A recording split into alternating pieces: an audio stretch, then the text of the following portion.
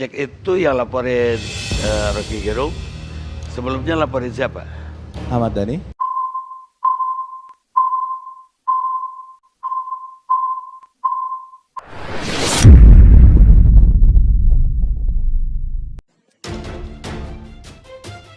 Pelapor Rocky Gerung, Ahmad Dhani hingga Anies jadi tersangka pencemaran nama baik. Gelora.co.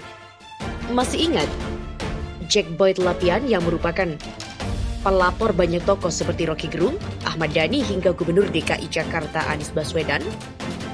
Saat ini pria itu ditetapkan sebagai tersangka pencemaran nama baik oleh Direktorat Tindak Pidana Umum atau Ditipidum, Barreskrim Polri. Karopenmas Divisi Humas Polri Brigjen Awi Setiono menyampaikan, JBL ditetapkan tersangka bersama seorang perempuan berinisial TSE berdasarkan laporan polisi atau LP bernomor LP-097-11-11-2019 Barreskrim tertanggal 13 November 2019 dengan pelapor Andrew Darwis. Awi dalam konferensi pers virtual dari Mabes Polri Jakarta pada Selasa 30 Juni mengatakan, dari hasil gelar perkara tersebut diputuskan bahwa saudara JBL dan saudari TSE statusnya dinaikkan dari saksi menjadi tersangka. Selain itu, Awi menambahkan penetapan tersangka dilakukan setelah penyidik melakukan pemeriksaan terhadap 14 orang saksi. 2 diantaranya adalah saksi ahli bahasa dan juga pidana. Adapun pasal yang menjerat Jack Boyd Lapian ialah 45 ayat 3 junto pasal 27 ayat 3 Undang-Undang Nomor 19 Tahun 2016 tentang perubahan atas Undang-Undang Nomor 11 Tahun 2008 tentang ITE, Informasi dan Transaksi Elektronik. Jack Boyd Lapian dikenal dengan Sejen Cyber Indonesia dan merupakan seseorang yang menjadi pelapor terhadap sejumlah tokoh yaitu Rocky Gerung dalam kasus dugaan penodaan agama terkait pernyataan Rocky, kitab suci adalah fiksi. Selain Rocky Gerung, sudah banyak pendukung oposisi pada saat musim Pilpres yang sudah dilaporkan Jack Lapian ke polisi. Seperti Fadlizon, Ahmad Dhani, Ferdinand Hutahian hingga Anies Baswedan. Pelapor Ahmad Dhani, Jack Boyd Lapian terancam 4 tahun penjara. Mabes Polri akhirnya resmi menetapkan Sejen Cyber Indonesia, Jack Boyd Lapian atau JBL, dan Titi Sumawijaya, MPEL atau TSE, sebagai tersangka kasus pencemaran nama baik Andrew Darwis, pendiri komunitas terbesar di Indonesia Kaskus. Dari gelar perkara diputuskan bahwa saudara JBL dan saudari TSE statusnya dinaikkan dari saksi menjadi tersangka. Begitulah kata Kepala Biro Penerangan Masyarakat Polri Brigjen Awi Setiono pada Selasa 30 Juni. Jack Boyd Lapian juga pendiri BTP Network merupakan orang yang berkali-kali melaporkan sejumlah pihak terutama yang kritis kepada pemerintah. Dia pernah melaporkan Rocky Gerung terkait pernyataan Rocky bahwa kitab suci adalah fiksi. Jack Lapian juga melaporkan Ahmad Dhani terkait postingan di medsos siapa saja yang dukung penista agama adalah bajingan yang perlu diludahi mukanya. Ahmad Dhani akhirnya divonis 1,5 tahun penjara di Pengadilan Negeri Jakarta Selatan. Saat ini Mabes Polri menetapkan Jack melanggar pasal 45 ayat 3 junto pasal 27 ayat 3 Undang-Undang Republik Indonesia Nomor 19 Tahun 2016 tentang perubahan atas Undang-Undang Republik Indonesia Nomor 11 Tahun 2008 tentang ITE atau Informasi dan Transaksi Elektronik, yang berbunyi setiap orang dengan sengaja dan tanpa hak mendistribusikan dan atau mentransmisikan dan atau membuat dapat diaksesnya informasi elektronik dan atau dokumen elektronik yang memiliki muatan penghinaan dan atau pencemaran nama baik sebagaimana dimaksud dalam pasal 27 ayat 3 dipidana dengan penjara paling lama 4 tahun dan atau denda paling banyak 750 juta. Jack juga dijerat dengan pasal 27 ayat 3 yakni setiap orang yang dengan sengaja dan tanpa hak mendistribusikan dan atau mentransmisikan dan atau membuat nama diaksesnya informasi elektronik dan atau dokumen elektronik yang memiliki muatan penghinaan dan atau pencemaran nama baik. Brigjen Awi menegaskan, jika penetapan Jack dan Titi sebagai tersangka telah melalui pemeriksaan mendalam atas 14 saksi dan juga 2 ahli. Andrew Darwis sebelumnya melaporkan kasus itu pada tahun 2019 lalu dengan nomor LP-B-97-11-2019 Barreskrim tertanggal 13 November 2019. Andrew merasa telah dicemarkan nama baiknya atas perbuatan 2 pelaku tersebut.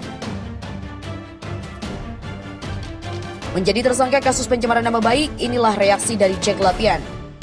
Jack Boy Lapian dan juga Titi Sumawijaya Empel atau ditetapkan sebagai tersangka kasus pencemaran nama baik terhadap pendiri Kaskus Andrew Darwis. Direktorat Tindak Pidana Umum Bareskrim Polri menetapkan Jack Boy Lapian dan Titi Sumawijaya Empel sebagai tersangka kasus pencemaran nama baik terhadap pendiri Kaskus Andrew Darwis. Berkenaan dengan itu, Jack, sapaan akrabnya, menghormati proses hukum yang tengah menjeratnya. Jack mengatakan dirinya turut mempercayakan proses hukum sepenuhnya terhadap institusi Polri, bahkan dirinya siap diperiksa sebagai tersangka dalam kasus ini. Jack mengungkapkan dirinya akan menjalani pemeriksaan sebagai tersangka di Bareskrim Polri pada Kamis 2 Juli 2020 besok. Dia juga memastikan bakal hadir dalam pemeriksaan tersebut.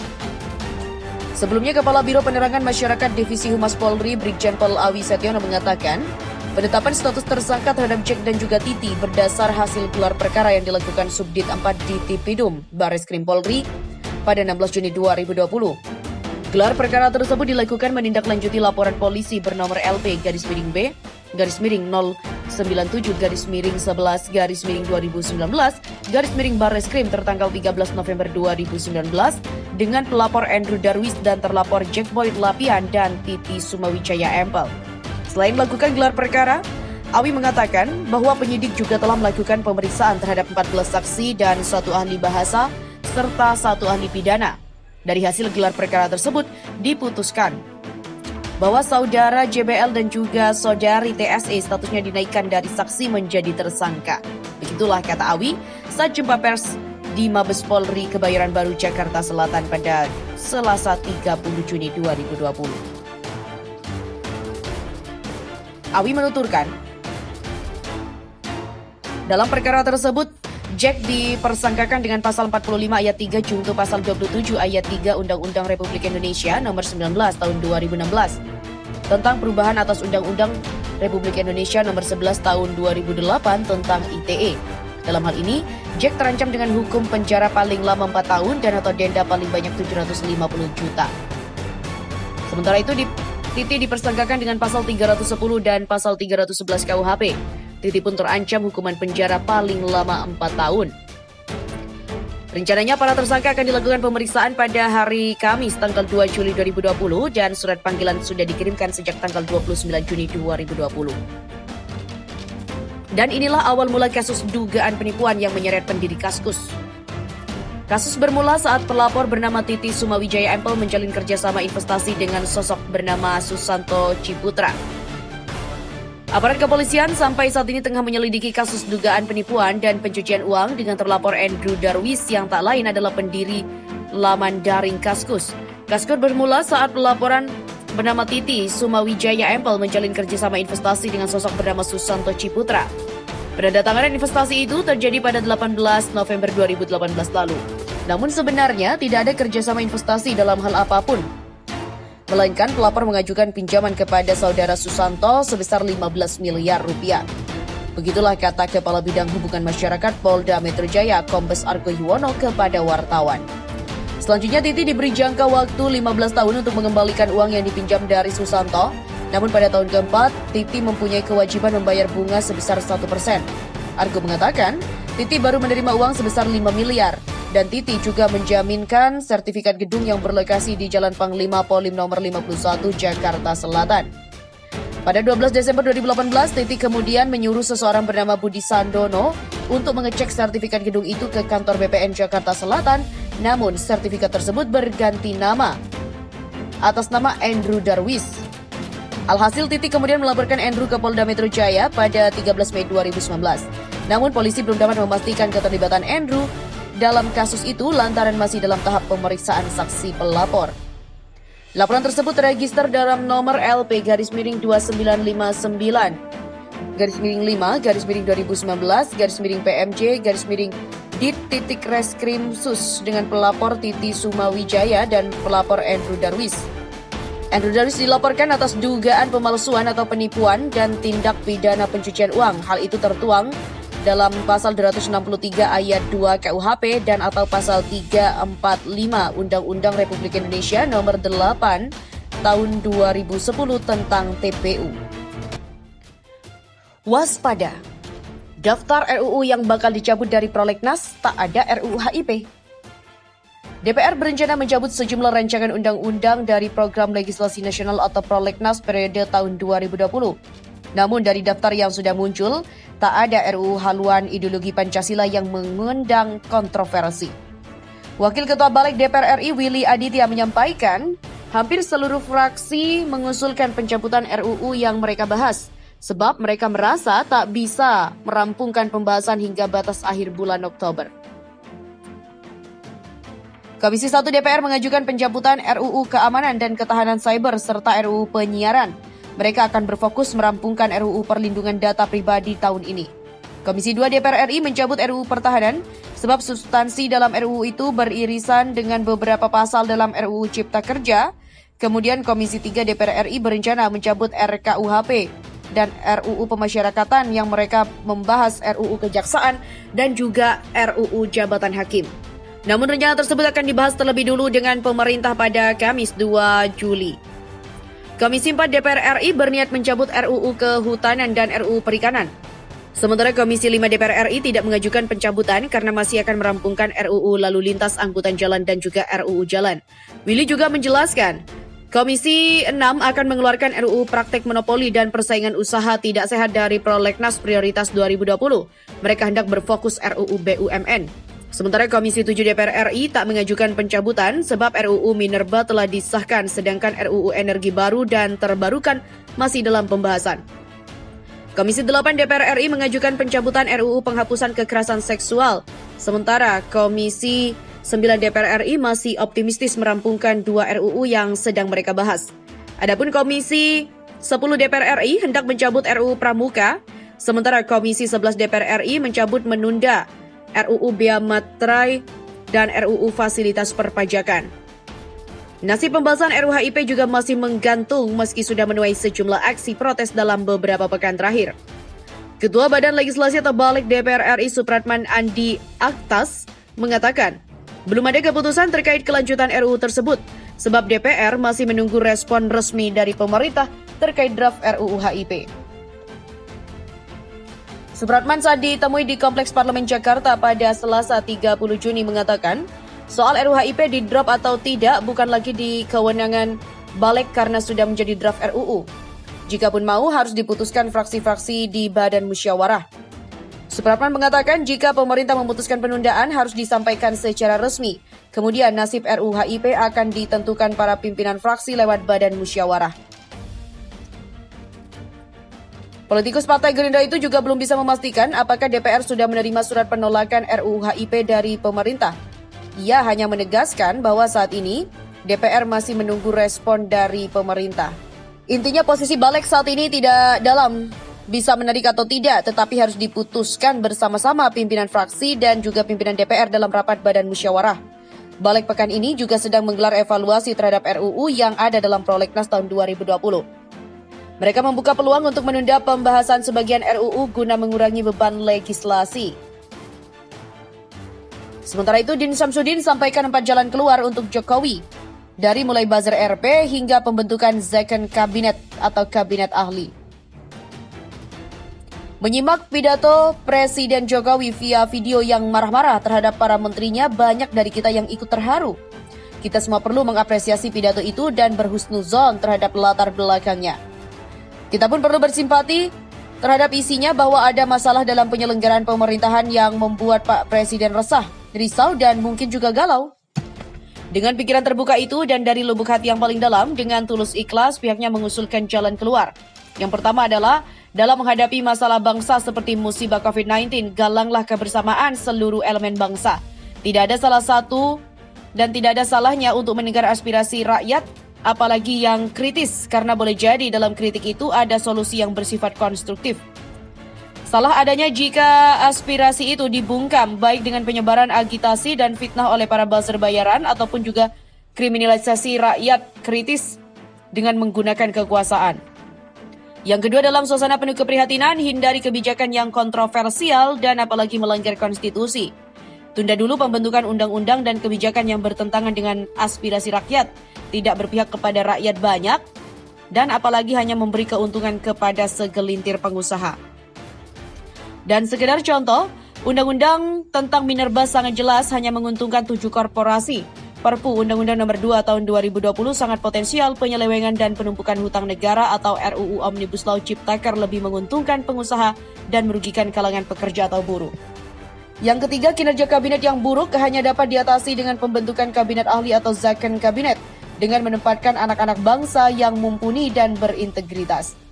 Hindari pertimbangan balas jasa dan bagi kursi, diganti dengan orientasi pada meritokrasi dan kesesuaian seseorang pada tempatnya. Kekesalan dan kemarahan Presiden Jokowi terhadap menteri berkinerja buruk dan janji reshuffle kabinet sudah disampaikan secara terbuka kepada rakyat. Maka rakyat akan menunggu realisasinya dan selain menteri yang berkinerja buruk, menteri-menteri yang angkuh dan cenderung menggunakan jabatan untuk kepentingan pribadi adalah kerugian politik atau political liability bagi Presiden. Yang keempat, di atas semua itu, Presiden perlu memastikan kehidupan kebangsaan dan juga kenegaraan sesuai dengan nilai-nilai dasar dalam Pancasila dan Undang-Undang Dasar 1945. Setiap gejala dan gelagat penyimpangan dan juga penyelewengan terhadap Pancasila dan Undang-Undang Dasar 1945 harus segera dicegah. Selain itu adalah arif bijaksana jika Presiden Jokowi dapat mengambil hal terbaik dari para pendahulunya yang dengan segala kekurangan dan kelebihan masing-masing mereka relatif menampilkan kenegarawanan. Indonesia memang meniscayakan kepemimpinan kenegarawan, maka masalah yang perlu diatasi dengan mengedepankan dialog. Namun dialog perlu bersifat ideologis, yaitu ideological dialog, yakni dialog yang bertumbuh pada ketulusan, kejujuran, keterbukaan, dan untuk mencari jalan keluar. Semoga Allah Subhanahu wa Ta'ala melimpahkan rahmat dan hidayahnya bagi bangsa Indonesia untuk keluar dari kritis dan terbebaskan dari malapetaka dan juga mara bahaya. Sindir Jokowi marahi Menteri-Menteri. Rocky Gerung mengatakan, marah kok pakai teks? Gelora.co. Akademisi Rocky Gerung memberikan sindiran keras terhadap Presiden Joko Widodo yang ancam reshuffle kabinet hingga memarahi menterinya. Rocky Gerung sindir Jokowi marah tapi pakai teks. Hal itu disampaikan Rocky Gerung melalui akun Twitter miliknya @rockygerung_rg. Ada beberapa cuitan yang ia buat untuk menyindir Jokowi. Marah tapi pakai teks, memang tempurung kosong. Kata Rocky Gerung seperti dikutip pada Senin 29 Juni. Dalam cuitannya lain, Rocky kembali memberikan sindiran pedas. Rocky mengaitkan dengan dungu, kata khas yang sering diucapkan oleh Rocky Gerung. Marah pakai teks, dungu tanpa teks, sial lundro. Ucapnya. Pada cuitan selanjutnya, sindiran yang ditujukan untuk Jokowi semakin menguat. Menurut Rocky, Jokowi marah dalam sidang kabinet karena isu stimulus ekonomi, bukan karena ada banyak nyawa rakyat yang melayang akibat COVID-19. Beliau marah itu karena isu stimulus ekonomi, bukan karena banyak nyawa yang berguguran karena pandemi. Pemimpin kerdil, #negeri di kolam, tutur Rocky Gerung. Pertanyakan kemarahan Jokowi, Rizal Ramli mengatakan, ada gunanya nggak? Sikap marah Presiden Joko Widodo yang ditampakkan di dalam rapat kabinet pada Kamis lalu membuat begawan ekonomi Rizal Ramli bingung. Pasalnya, waktu pertama kali ia melihat video kemarahan Jokowi di hadapan jajaran menteri kabinetnya, Rizal Ramli langsung teringat dengan budaya organisasi orang-orang Asia terutama suku Jawa. Kendati begitu, ia tak mau menyimpulkan dari apa yang ditampakkan Jokowi. Justru RR bertanya-tanya mengapa Jokowi marah. Pria yang kerap disapa RR ini di kantornya Jalan Tebet Barat dalam 4 nomor 5 Jakarta Selatan mengatakan bahwa dia sendiri bertanya-tanya ini marah benar atau drama. Terlibat debat panas, Dirut Holding Tambang diusir dari rapat DPR. Rapat Komisi 7 dan Holding Tambang BUMN Mine ID berlangsung panas. Direktur Utama Mine Oryas Petrus Mudak diusir dari ruang rapat oleh anggota Komisi 7 Muhammad Nasir dan beginilah ceritanya. Mulanya, Nasir meminta penjelasan mengenai pelunasan hutang perusahaan ke Oryas. Nasir meminta data detail terkait hal tersebut. Oryas sedikit memotong pembicaraan dengan menjawab dan menyampaikan datanya.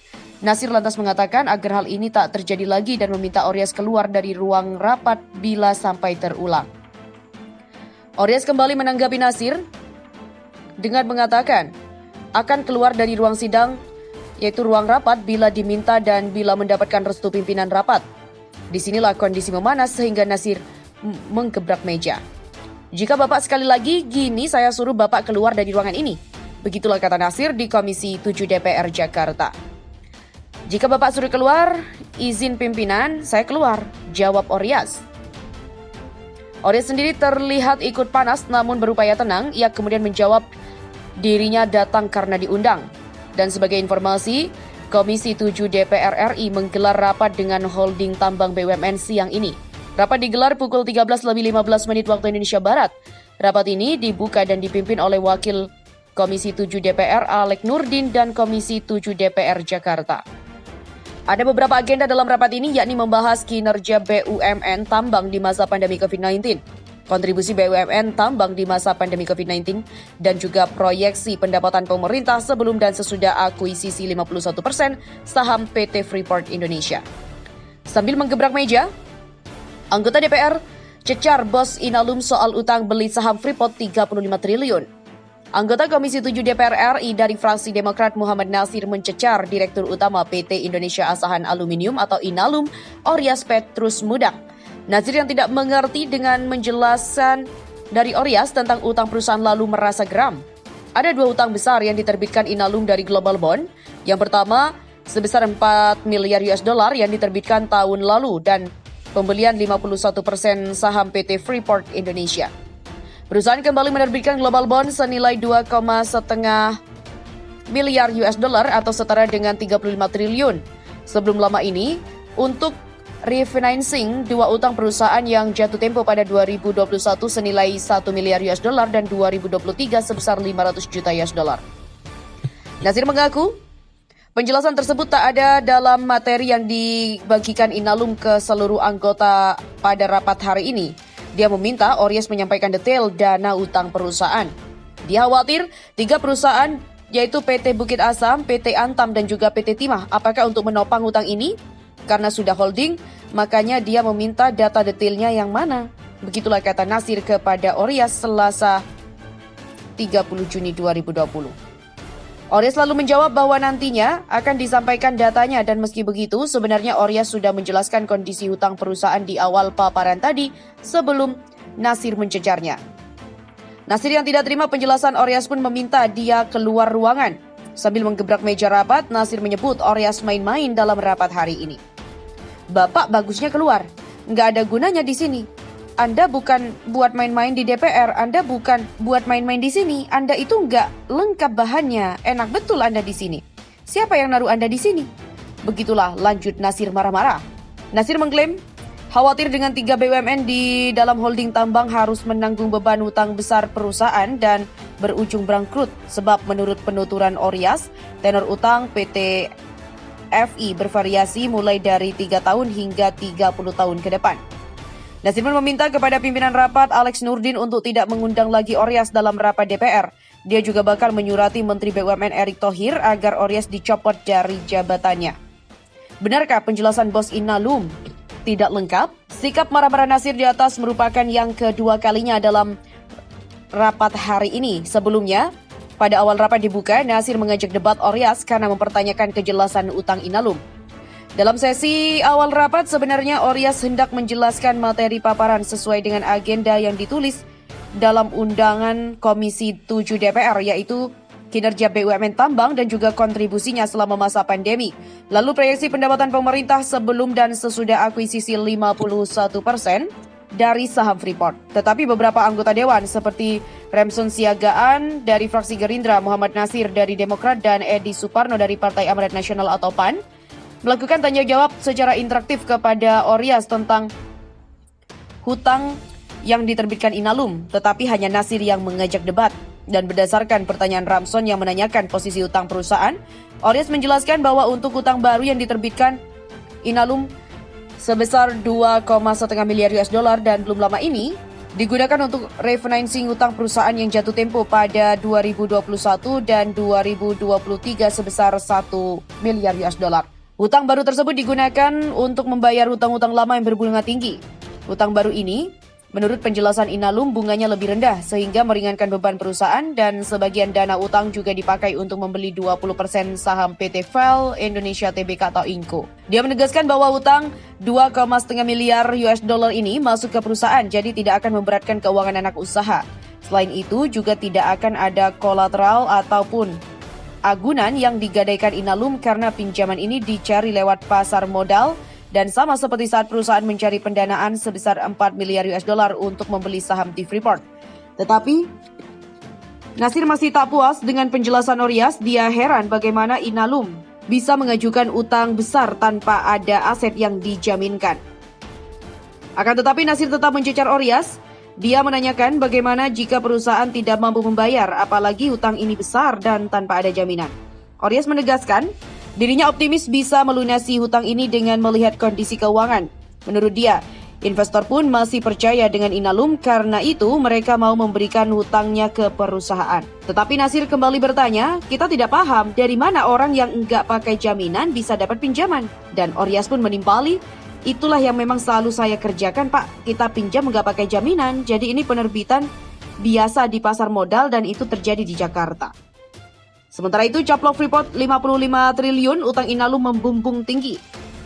Manajemen PT Indonesia Asahan Aluminium Persero atau Inalum atau Mind ID mengungkapkan sumber pendanaan perusahaan untuk mengakuisisi 51% saham PT Freeport Indonesia senilai 3,85 miliar US dollar atau 55,8 triliun. Akuisisi tersebut menjadi pencaplokan terbesar yang pernah dilakukan perusahaan plat negara selama Indonesia berdiri dan merupakan akuisisi terbesar ke-6 di Asia Tenggara dalam 10 tahun terakhir. Grup CEO Mind ID Oryas Petrus Modak mengatakan secara garis besar pembelian saham PT Freeport dilakukan dengan kombinasi penerbitan obligasi serta pinjaman. Saat beli Freeport 3,85 miliar dolar, pihaknya menerbitkan obligasi 4 miliar dolar dengan bunga 6% dan rata-rata harus dibayar 250 dolar AS setiap tahun. Dan pihaknya melihat situasi ini dan juga utangnya ada beberapa term, ada 3, 5, 10 dan juga 10 tahun. Begitulah kata Oryas dalam rapat dengar pendapat dengan DPR RI Komisi 7 pada Selasa kemarin. Sebagai informasi, Inalum membayar saham Freeport Indonesia pada Jumat 21 Desember 2018 dengan biaya akuisisi mencapai 3,85 miliar atau 55,8 triliun. Saat itu Inalum menerbitkan obligasi valuta asing atau global bond senilai 4 miliar US dollar. Hal ini bukan hanya obligasi falas pertama Inalum, tetapi juga yang terbesar yang pernah diterbitkan oleh BUMN. Obligasi tersebut terdiri atas 4 seri dengan tenor terpendek 5 tahun dan paling panjang 30 tahun. Kupon obligasi ini ditetapkan fix pada rata-rata 5,991%. Oryas mengatakan, dengan penerbitan pada 2018, artinya ada utang jatuh tempo sebesar 1 miliar US dollar dan jatuh tempo tahun depan. Tenor 3 tahun, 5 tahun diperkirakan apabila ada negatif pada operasi, maka pihaknya akan kesulitan pendanaan untuk 1 miliar jatuh tempo di tahun depan.